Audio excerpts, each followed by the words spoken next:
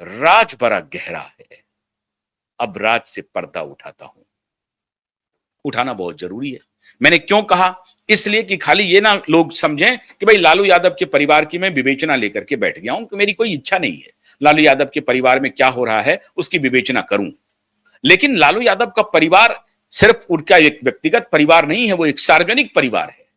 वो सार्वजनिक जीवन को बहुत प्रभावित करता है। इसलिए उनकी व्याख्या सार्वजनिक रूप से होना अनिवार्य है। और ये आपको जानना अनिवार्य है कि संजय यादव नाम का व्यक्ति इतना पावरफुल कैसे है, जहां तेजस्वी की अपनी सगी बहन और तेजस्वी का अपना सगा भाई ये कहे कि सब कुछ पूछिए जाकर के संजय यादव से। 1984 फरवरी माह में माननीय संजय यादव जी का अवतरण हुआ इस दुनिया में, हरियाणा में। तो उस हिसाब से वो 46 साल के हैं, मात्र 46 साल के। एजुकेशनल क्वालिफिकेशन अगर आप देखेंगे तो कहते हैं कंप्यूटर साइंस से उन्होंने इंजीनियरिंग किया है या एमएससी किया है, जो भी किया हो। लेकिन माखनलाल चतुर्वेदी यूनिवर्सिटी से उन्होंने पत्रकारिता की भी डिग्री ली है 2007 में। 2007 में वो पत्रकारिता की डिग्री लेकर के आते हैं और उसके बाद ऐसी क्या बात हो जाती है कि संजय यादव तेजस्वी यादव के नाक के बाल हो जाते हैं, ब्लू आइड बॉय हो जाते हैं।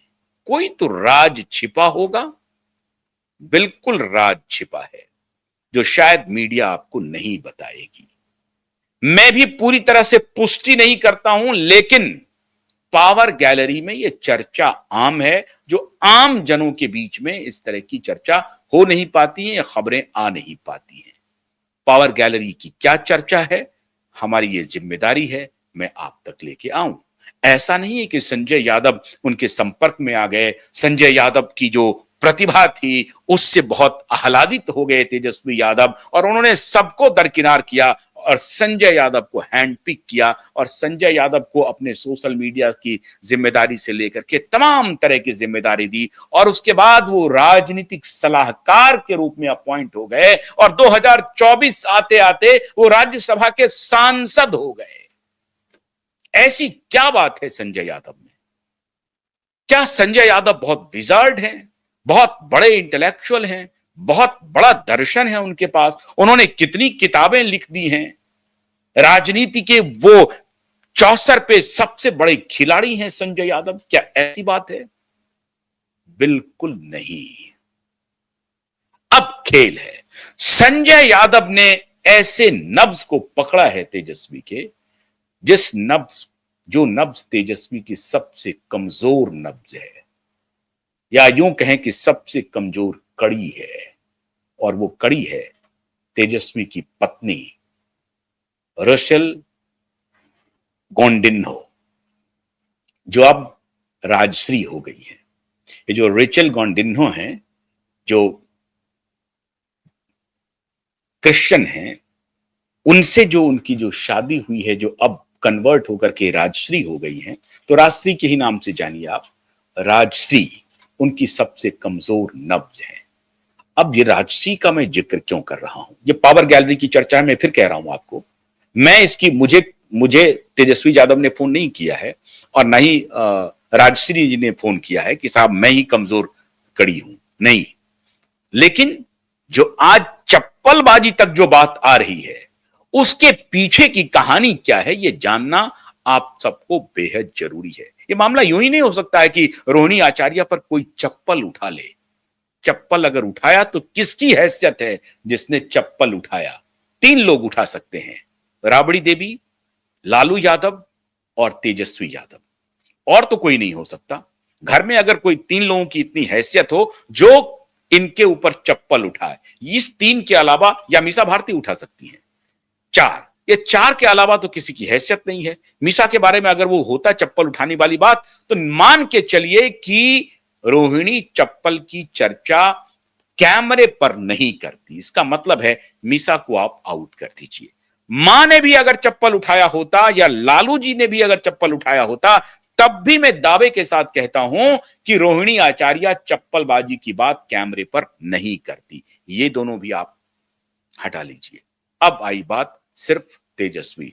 तो क्या तेजस्वी ने चप्पल उठाया रोहिणी पर और ये नागवार गुजरा रोहिणी को? हो सकता है, ये संभावनाएं हैं। आपको भी किसी ने फोन नहीं किया, मुझे भी किसी ने फोन नहीं किया कि हमने चप्पल उठा लिया है, लेकिन ये संभावनाएं हो सकती हैं, क्योंकि इतना कड़ा स्टेटमेंट ऑन कैमरा कोई बहन अपने परिवार के बारे में दे, और वो भी एक शक्तिशाली परिवार, शक्तिशाली यादव परिवार के बारे में दे, ये असंभव के जैसा है। लेकिन रोहिणी ने दिया। अब चप्पल तक अगर बात पहुंची है, इसका मतलब है कि संजय यादव सिर्फ टिकट बंटवारे में, राजनीतिक सलाहकार में फ्रंट सीट पर बैठ करके चलने वाले व्यक्ति नहीं है, इससे आगे कुछ है। क्या कुछ है? पावर गैलरी में मित्रों चर्चा है कि 2021 में जब आनन फानन में तेजस्वी की शादी की बात हुई, तो 2020 में पेंडेमिक था, 21 में अभी पेंडेमिक पूरी तरह से ओवर तो हो गया था, लेकिन मामला उतना नॉर्मल नहीं था। उस दौरान शादी की बात हुई, और उस शादी को एक बिल्कुल गुप्त समझिए, गुप्त ही समझिए, क्योंकि जब शादी हो गई तब बातें मीडिया में फैली गुपचुप तरीके से। लालू यादव के दूसरे बेटे की शादी हो और उसकी चर्चा आम ना हो, ये कैसी बात हो गई?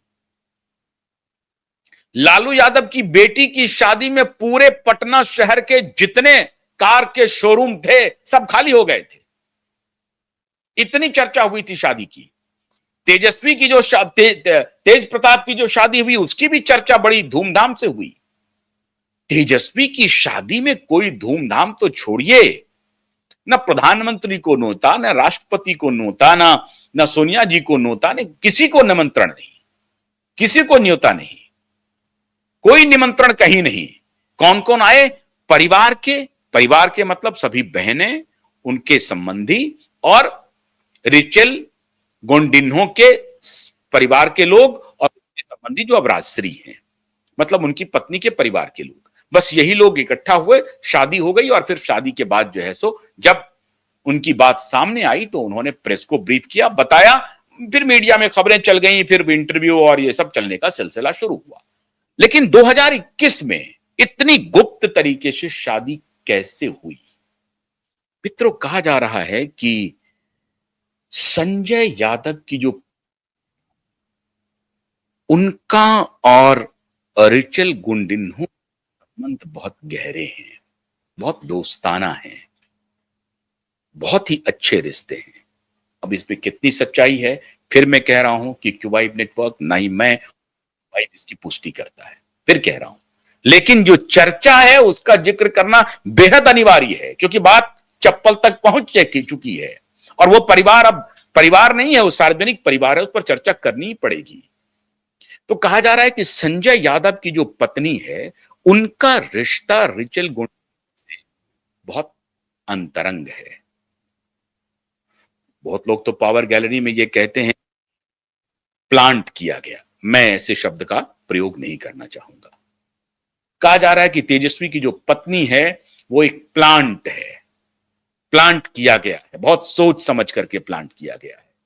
अब इसकी अंदर की बात भगवान जाने, ईश्वर जानते होंगे, तेजस्वी जानते होंगे, या रिचेल गोंडिन्हो जानती होगी, मुझे नहीं मालूम। लेकिन पावर गैलरी में चर्चा है कि लालू के परिवार में खास तौर से एक महिला को भेजा गया है। किसने भेजा है, कौन भेजा है, कहां से आई है ये खबर? चर्चा है, ये इस बात की चर्चा है, पावर गैलरी में चर्चा है। मैं इसे डिसोन करता हूं, इस चर्चा को मैं ऐसा नहीं मानता हूं, लेकिन यह चर्चा है। और चर्चा यह है कि संजय यादव की पत्नी और संजय यादव के संबंध जो तेजस्वी से बने हैं, उसका आधार संजय यादव की पत्नी और रिचेल गोंडिन्हो के अच्छे रिश्ते होना है। वरना एक संजय यादव जैसा सैकड़ों हजारों ऐसे डेडिकेटेड कार्यकर्ता आरजेडी के पास मौजूद हैं जिनको वो सोशल मीडिया की जिम्मेदारी, राजनीतिक सलाहकार तक की जिम्मेदारी तो दे सकते हैं, राज्यसभा भेजने की बात नहीं हो सकती है।